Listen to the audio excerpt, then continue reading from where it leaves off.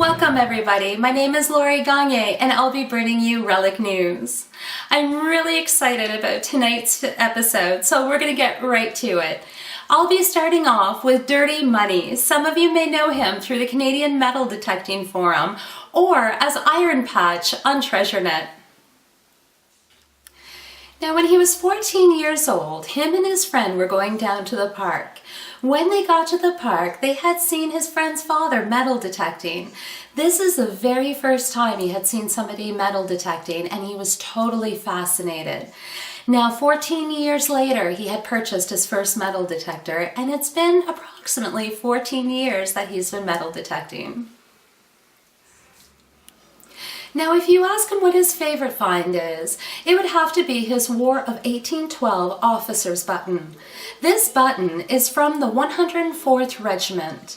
This regiment is famously known for their long march that they had taken on one of the coldest and snowiest winters on record. They had started from Fredericton, New Brunswick on February 16, 1813, and they arrived in Kingston, Ontario on April 12th. If you ask him what his most memorable hunt is, he'll have to say it's at a location that they like to call their militia site. This is the place where they had broken the record of finding the most amount of old military buttons in one day. Together they had found 16, and this is including his Loyalist button and his 2 cannonballs. Now, approximately 4 months ago, I landed on this video. It's a mockumentary of Pull Tab Pete. This video was made by Mike Knoble, an extremely talented and creative artist.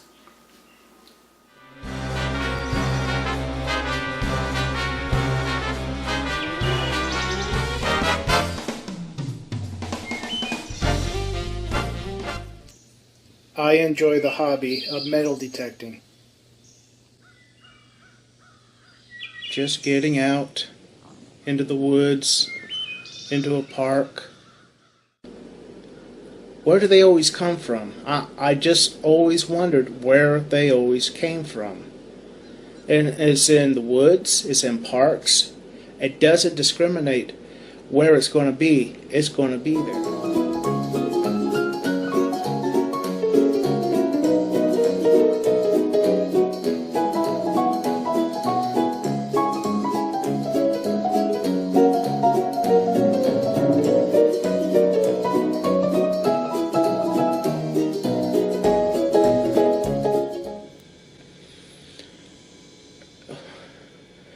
When I think of what could have...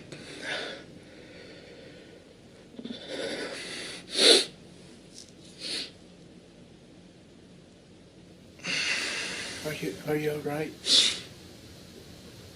Are you okay? Would you like me to turn the camera off? No, I just have to sneeze and it won't come. Now I'll be featuring Brandon Ray Neice. Some of you may know him as Dr.Tones on Dirt Fishing America. Now, it was gold prospecting that actually got Brandon in the hobby. A friend of his was metal detecting and finding gold nuggets. Now, he had never found gold nuggets like these, so he decided why not and went out and purchased a metal detector. Now, the gold fields were quite a distance away, so Brandon started metal detecting for coins and relics in his area.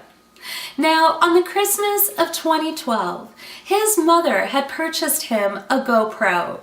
Now, this is what started Dirt Fishing America.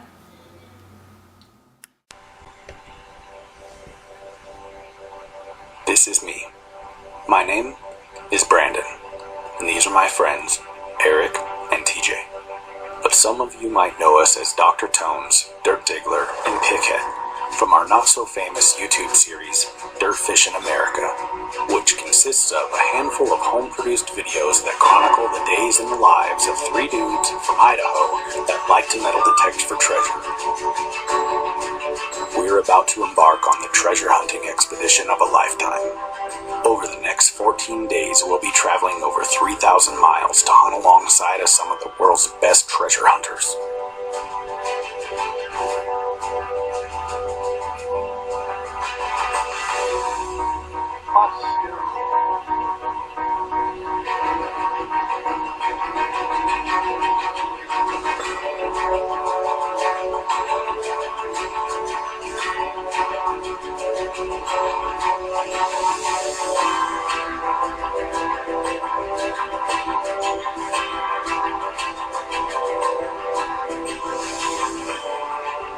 Join us as we unearth colonial coins and relics that tell the story of our nation's birth. Is Dirt Fishing America, the movie. Eric, also known as Dirt Diggler, worked at the fire station with Brandon, and they found themselves traveling all over looking for coins, relics, gold, and you name it. Now TJ, also who works at the fire station, also showed some interest and decided to join them on their adventures. Since then, they have been traveling all over looking for the next ultimate find or that rush of uncovering history. Brandon's favorite find would have to be this gold starter that was found in England this year. Following up closely would have to be his 1901 S. Barber quarter. Now here we go, I'll hand it over for Brandon for this week's Dig Tip of the Week.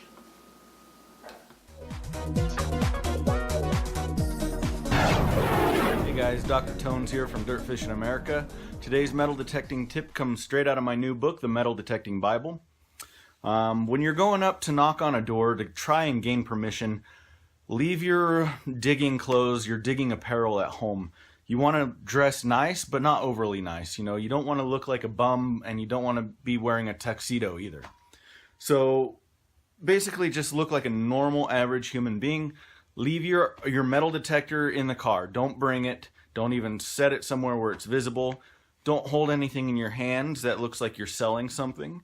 Leave your hands out of your pockets and keep them to your sides. Don't put them behind you. That kind of gives people the impression that you're maybe hiding something from them. When you knock on the door, take 2 giant steps backwards. People like their space, you know. I don't like to open up the door and have someone this far away from me, so give them their space. Pay attention to what you're seeing in the yard on the way up to the door. Look at the type of car that they drive. Look at their license plates, bumper stickers. You know, maybe they're a Raiders fan. Maybe they're the only Raiders fan.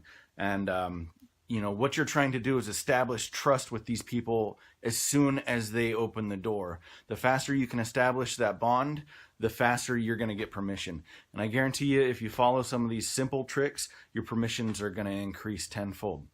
Thanks. Back to you. Thank you so much, Brandon.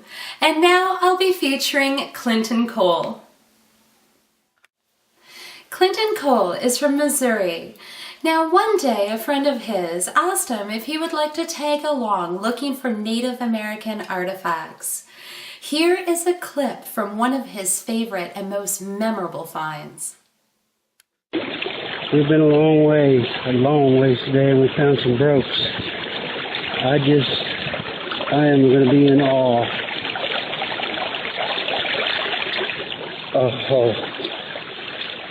Oh, Daddy likey. Just a minute, I'm still looking at it.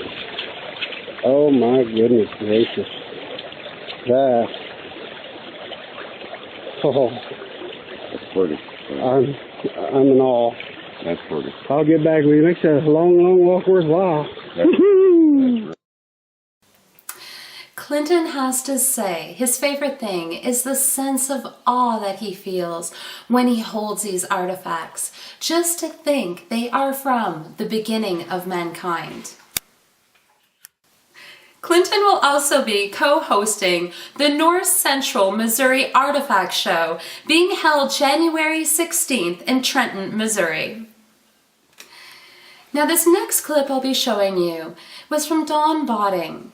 In this clip, a metal detecting adventure ended up turning out to be a rescue.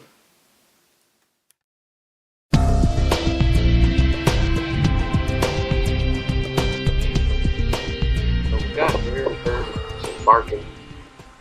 Thought it was in the house, but then I heard it coming from this well.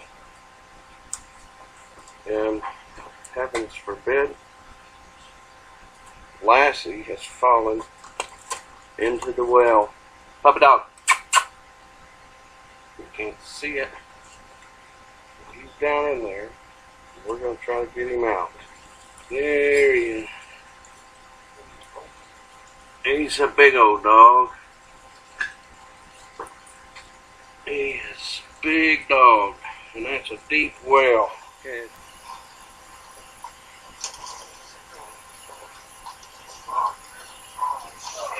Come on, boy.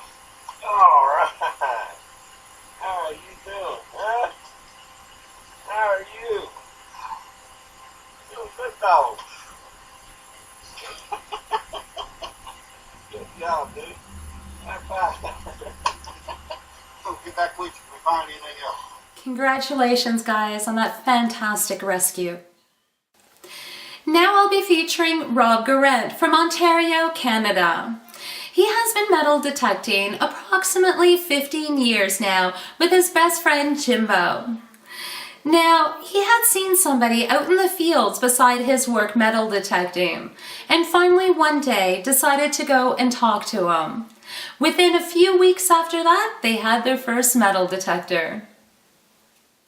Now, if you ask Rob what his favorite find is, he'll have to tell you it's his Matthew Elliott trunk ID plate. Matthew Elliott was a British loyalist that fought in the Revolution War.